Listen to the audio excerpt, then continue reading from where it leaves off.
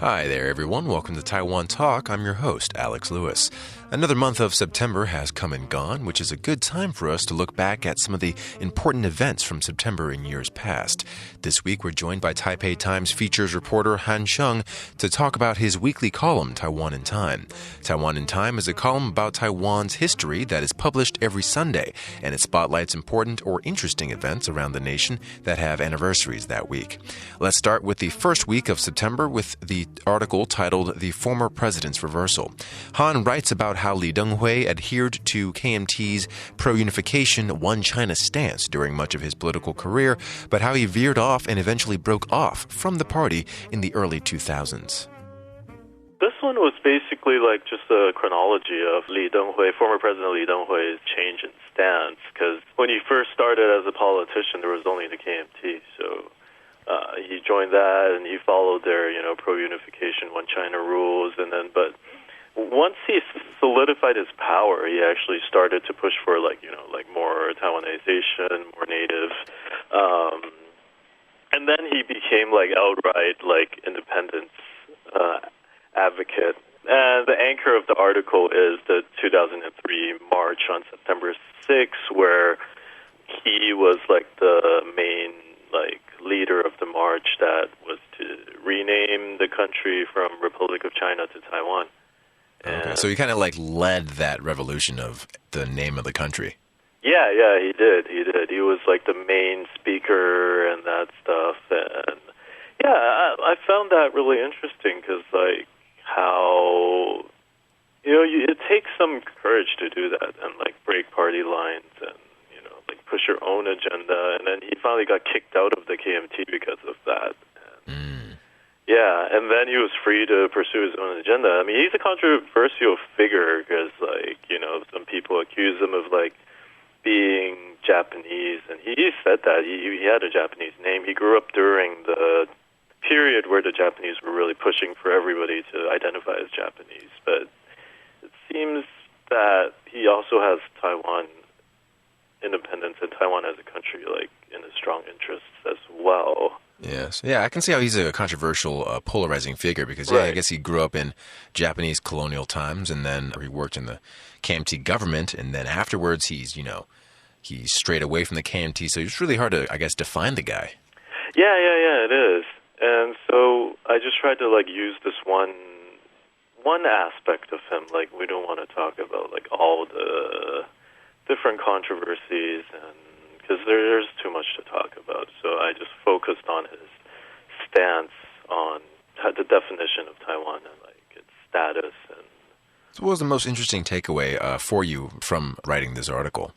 It was just because I kind of knew his stance and everything, but it was kind of looking at this, putting everything in one place and looking at it in it was a progression. It was a clear progression, before he consolidated, because he had to fight for power in the KMT because he was the first Taiwan-born chairman. So a lot of people were opposed to him, and he had to do a lot of political maneuvering to get to power. So before he did that, he was really following the party lines. And once he got power, though, everything changed. So that was more abrupt than I think I expected it to be. Yeah, well, I mean, the 2003 march, that came after the KMT lost power, right? Yeah, that did. Okay, so it kind of takes the onus off of him, right? It's... Right. And by that time, he was not happy that, once he stepped down, they kind of, were reverting to their own old policies and he hoped that they would continue with his ideals, but there were too many KMT supporters that, just didn't agree with him. So the Taiwan Solidarity Union was actually comprised of the people in the KMT who followed him, actually, and they all left and formed that. And so there was I think there was more going on than I had really looked at before, because I don't really follow this kind of stuff? Politics that much. Mostly it's history, but then history is politics, and this is more of a Yeah, this was a pretty recent article. If you look at all your other ones that you wrote, it's at least, decades or, hundreds of years, even thousands of years back. Right. So I'm used to looking at like really old stuff where I can just, look at old documents and, these people aren't around anymore. But then this is still alive. I had to refer to a lot of actual like Taipei Times articles and so that was a different exercise. Let's talk about the next one, the closure of the Taiwan Strait. Sure. Taiwan and the United States prevented Chinese ships from traversing the Taiwan Strait for 30 years, but this practice came to an end as the country's international clout plummeted. What did this article touch upon? This one was about the blockage of the Taiwan Strait. So they pretty much since even when the Civil War was going on, the KMT tried to block all the ports and block the entire coast of China. But obviously the communists took Shanghai. They took all the significant ports. So by the time they retreated to China, they still had Jingmen and Mazu, so they were actually able to block the Taiwan Strait. And Chinese ships actually had to go around Taiwan to get from like the southern China to North China, which was really interesting. They had to go through the Philippines and then like around the east of Taiwan, and it took forever. And I had no idea that Taiwan actually had that clout, but given that they had U.S. support, it's not that surprising, I guess. And what's interesting about this is now China can do whatever it wants. But actually back That's then... an understatement. China kind of dictates what goes on in the South China China Sea. Pretty much, right? yeah. But back then, it actually worked. Like, they actually did not sail through the Taiwan Strait until, like, 1979. And by that time, the U.S. already broken ties with Taiwan, and although it was still, like, they still had the Relations Act and stuff like that, but when China just forced the ship through, basically, and Taiwan couldn't do anything about it at that point. So. Yeah. The ship wasn't just a regular ship. It had like anti-aircraft and stuff. They were prepared. Defenses. They actually trained all the entire crew was military trained, and they were ready for confrontation. But Taiwan did send like a couple warships and planes to check out the situation, and they were pretty bold. They actually planned the whole thing, so they sailed during broad daylight, so everybody could see the 5-star flag on the ship. I see. Still, nothing happened. So that's that was a testimony to the sharp decline in Taiwan's clout. Yeah. Clout. Yeah. And here we are. And here we are. Yeah. Yeah. Things have changed a little bit. It's getting worse. Yeah. Yeah. So. So that's the nutshell of this. Oh, and also what was interesting was like how the ROC, like the Taiwan Navy, was behaving. Like it was just seizing ships left and right and sinking them and detaining the people, and like they actually like took the Soviet ship and detained all the sailors and even tried to like get them to engage in like anti-communist activities, which was really interesting because they also sank a bunch of British ships, and like they would just attack anybody who tried to go through. And I mean, apparently they couldn't catch everybody. Of course, yeah, but it seemed like they were super territorial. Yeah, but the fact that they were able to do that, yeah, like you really can't imagine like that, like with Taiwan's like with the current state of affairs now, and the amount of stuff that they actually could get away with. They could get away with, but also, I mean, just the type of aggressiveness and, I guess, militaristic actions that they actually did take. Yeah. I think like we often like underestimate the military strength and like things that were going on like in the early part of like KMT rule. Like they were still like actively fighting with China. There were like air battles, and and then all this stuff going on.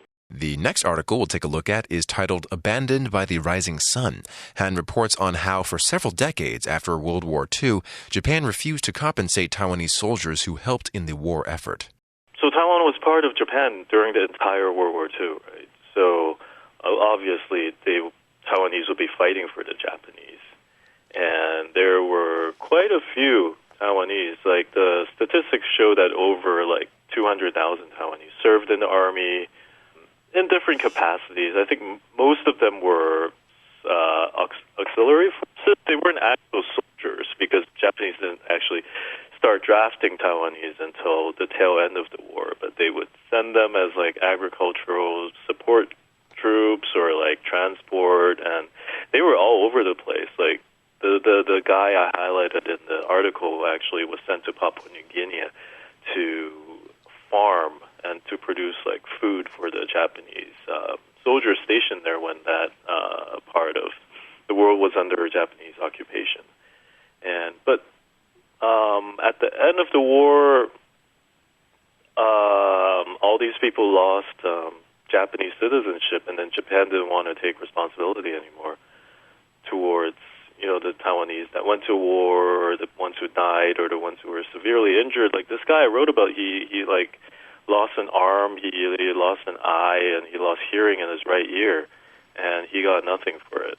Also, there was the Treaty of Taipei signed that stipulated that all kind of war reparations had to be government to government, individuals could not sue the government of Japan. And then Chiang Kai-shek made that announcement that, he wasn't going to seek any war reparations from Japan. So there's nothing these people could do. Yeah, until the treaty ended. So this is still a raw issue for some people on the island, and Japanese colonialism is highlighted in the media now and again, like the story about the Japanese activist that kicked the Comfort Woman statue, which is a brutal part of history in its own right, But yeah, so that's still a raw issue for some people. Yeah, it is. And it's the fact that, they're still not taking responsibility for all of the stuff that happened, and it's still ongoing today. And one thing is we look at the Comfort Woman a lot, and which is a very important issue in its own right. But there were also these soldiers, and they were also neglected, and the Japanese outright refused to compensate them for their injuries. And looking at the documents, a lot of them willingly fought for the Japanese because the education back then, they had to go to these indoctrination classes every week where they told them you have to give your life for the Japanese. So so a lot of them volunteered to go, but there were a lot who were also forced to go, and the Japanese just kind of treated it as it wasn't their business. Yeah, especially after they lost citizenship, right? It's just wash your hands of that whole situation. Right. So it kind of is a pattern of how they have been acting, and including the Comfort Woman issue today, which there was a protest last month in front of the Japanese embassy or a representative office. Representative office, we should say. So it's still going on. Mm-hmm. So it's kind of just digging deeper back into the issue.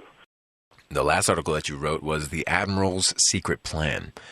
And the excerpt for this says, while Shi Lang, how do you say his name? Shi Lang. Okay, so while Shi Lang is known for persuading the Qing Dynasty emperor to incorporate Taiwan into the empire, reports show that he tried to hand Taiwan to its former Dutch colonizers as a bargaining chip to secure trade rights.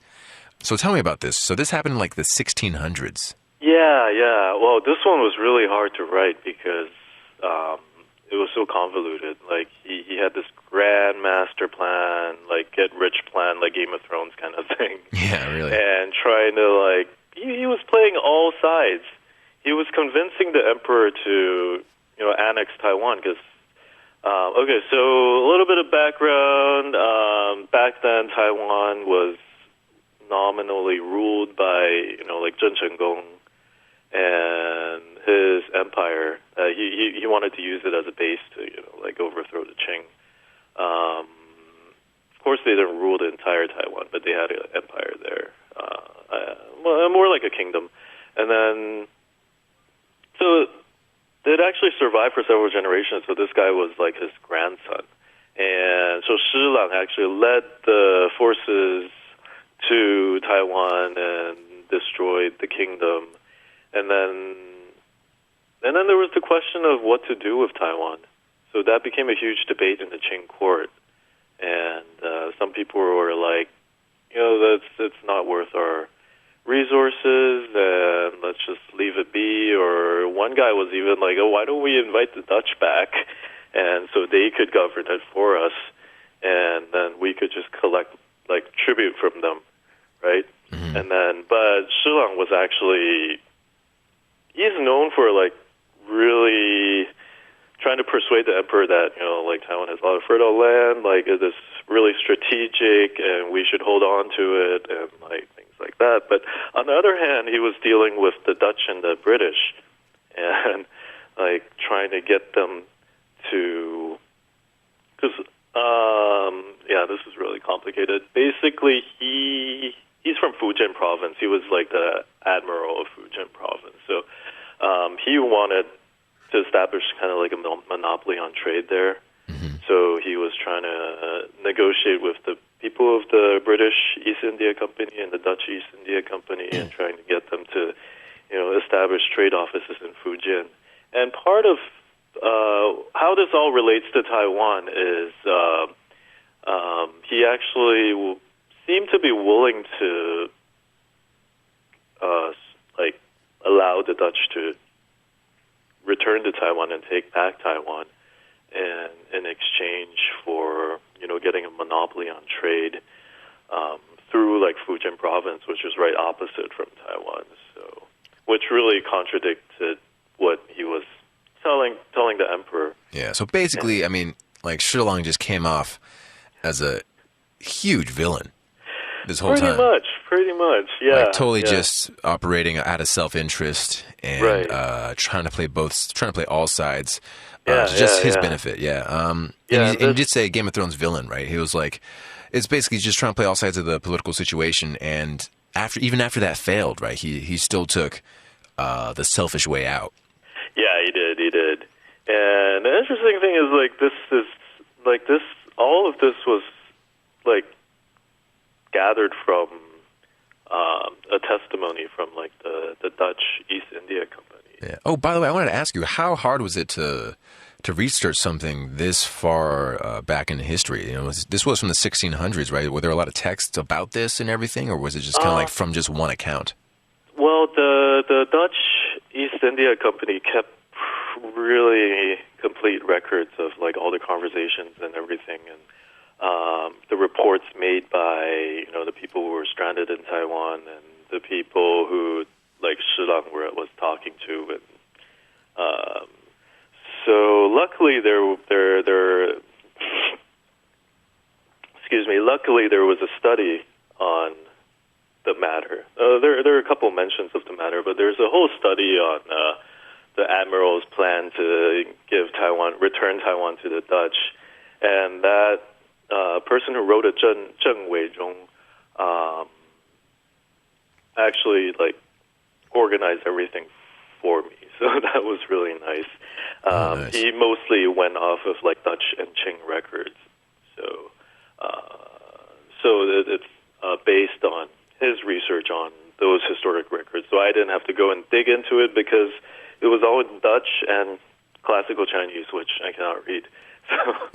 So, good thing, I guess, right? Yep.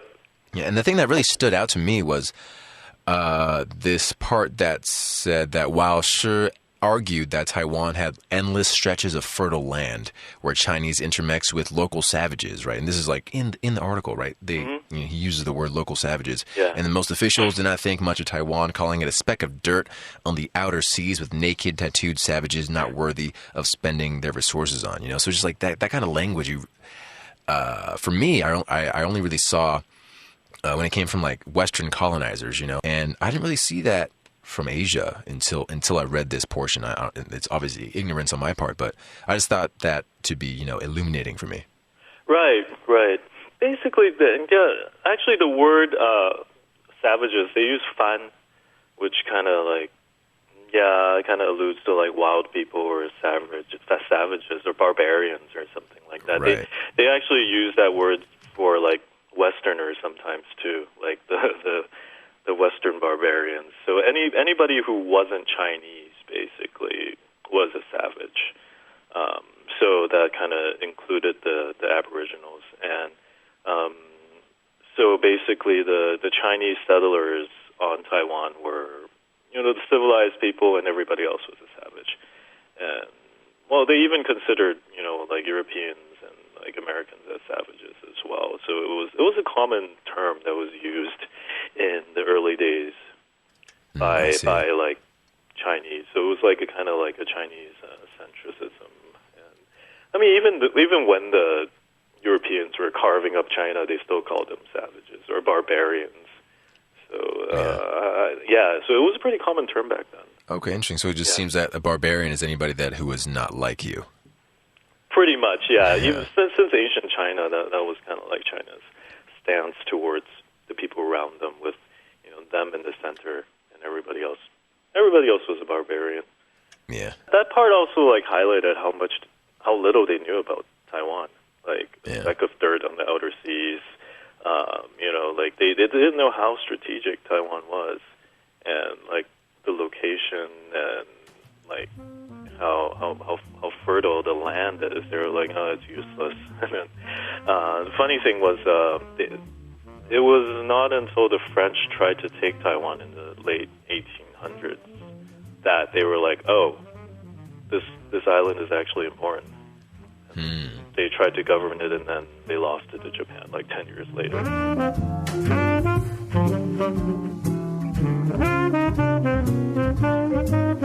Thank you to Han for coming on Taiwan Talk to talk about his articles. You can find his articles in the Taipei Times every Sunday, or you can find them online on the Taipei Times website and just search for Taiwan in Time. And that's it for this week's Taiwan Talk. I'm your host, Alex Lewis.